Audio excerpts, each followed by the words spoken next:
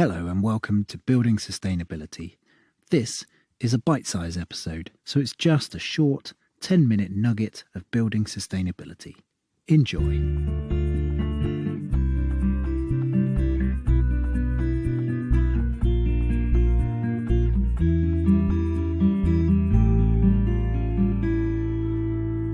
Hi, I'm Taleen Josefsson, and I am an architect and passive house consultant registered in the US. And I'm Philippa Birch-Wood, and I'm an architect and well-accredited professional. We both work together as sustainable design consultants, and we thought we would share how we came to work as environmentally conscious architects. When I graduated, I had high ambitions to become part of a sustainable architectural practice. However, I found it quite difficult to find a position that met my high ambitions. And at the same time, as I was looking for a job, it was actually kind of the tail end of the 2008 financial crisis. So I ended up working for a small firm that did luxury apartment and single family home renovations and new construction, as well as doing a bit of side freelancing for interior designers and other architects. So I think I was in a bit of a similar position to you. First of all, I took a big breath because it's such a long process going through the architectural education system. And so myself and a couple of uni friends went to Cyprus for some R&R, which could have been a bit risky, I suppose, because, you want to get a job as soon as possible. But I'm so glad we did that. I have no regrets. That sounds amazing. That sounds amazing. I'm jealous.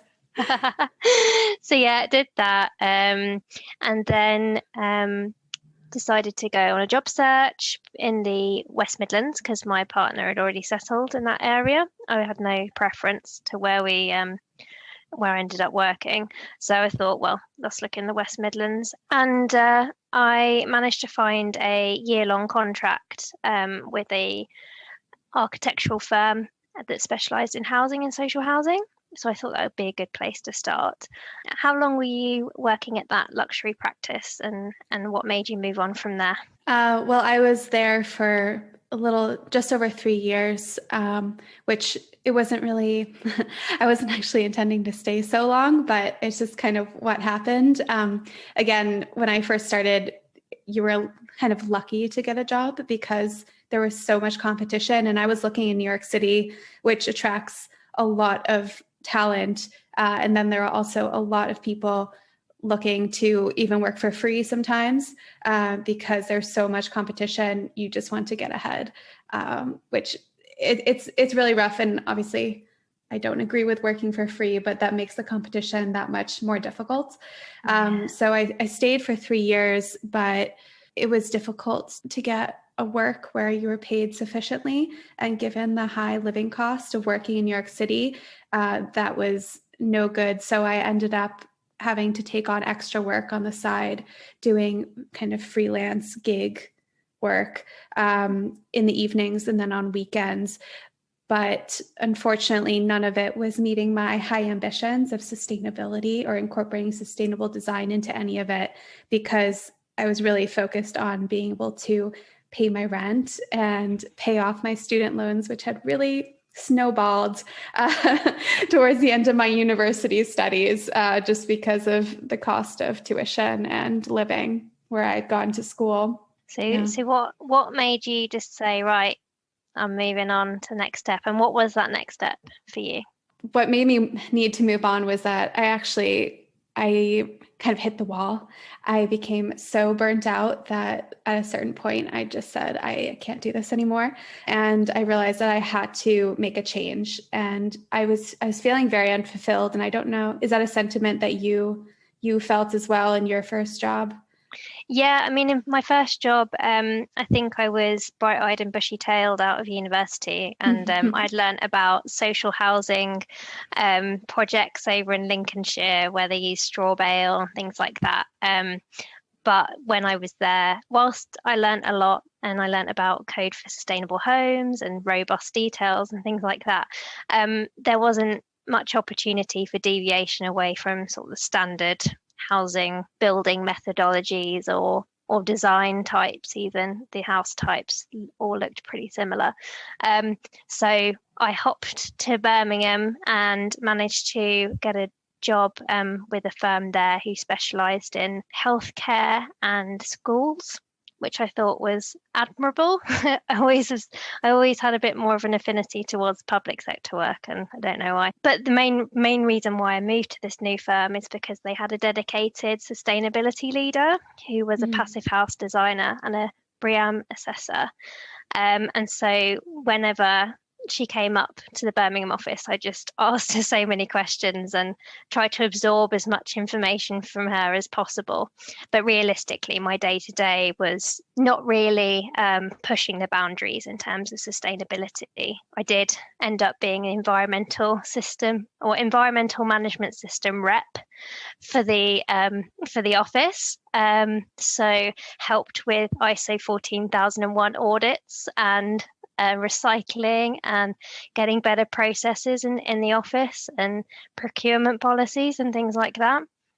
But I didn't see it translate through design necessarily. So whilst I loved being there, once an opportunity popped up to focus more on sustainability, obviously I grabbed it with both hands. And in parallel, obviously whilst I was doing the sort of EMS stuff at work, I was also getting involved with my local community group and ended up being chair of Low Carbon Lichfield.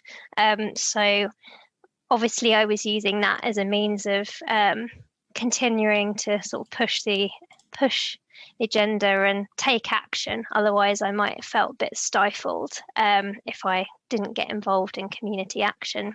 So what was the next step for you then, following on from work? Where did you go next, and where did you get all of your good sustainability knowledge that you've got currently?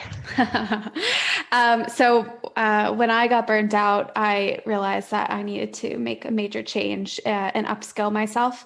So what I ended up doing was actually applying to a master's program at Chalmers University in Sweden, which the focus is completely on sustainable development for planning and architecture, because I realized that if I wanted to change jobs or have a job within sustainability or a sustainable design, then either I needed to get an alternative education or I needed to actually have had experience in a sustainable design building, whatever that means to a New York firm, because that's where I was initially looking.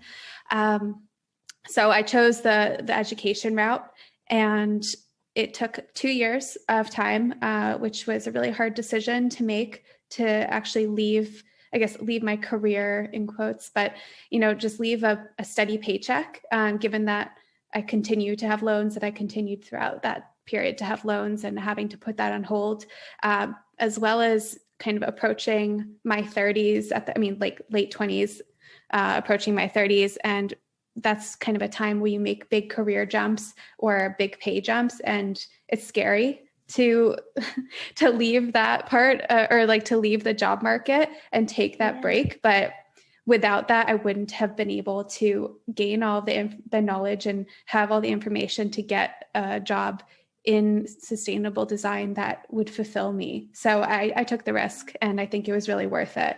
What was the course called? The course was called Architecture and Planning Beyond Sustainability at Chalmers University. And what I went into it thinking it would be was that I was going to learn more of the technical aspects of sustainable design, kind of more focusing on what does it mean to include photovoltaic panels on a building and how do you calculate the appropriate amount? Or, for example, how to detail solar shading. But that is a part of what I got, but I got so much more than that. I realized when I got there how little I knew, and it was a very humbling experience, because sustainability, from my perspective when I arrived, was that we need to do better, but it wasn't that we needed to do good and we needed to improve upon systems. It was, which I now realize is what we should be doing. And sustainability also includes, it's not just the environmental aspect, but it's the social and economic aspects as well.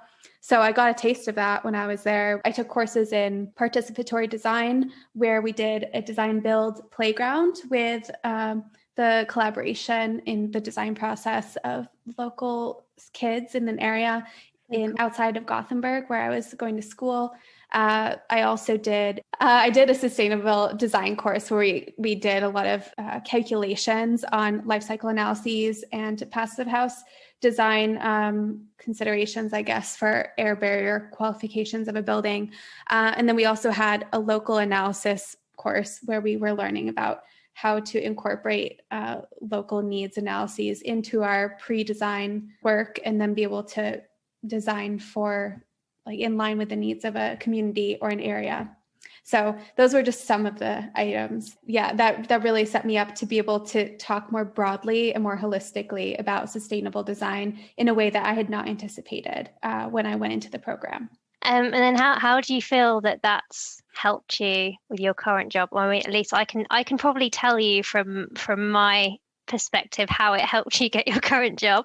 I remember getting an email through with your CV with your thesis project, which said form follows of availability. And given you've now heard what my thesis project was at university, I could see there was definitely some links there, and I could definitely see through that thesis there's a bit of a kind of a synergy there, and I was really, really impressed by that work. So I think there need to be more courses like that across the piece, not just in Scandinavia. But we know Scandinavia are definitely leading the way. But fingers crossed, some of that thinking is going to spread across other universities.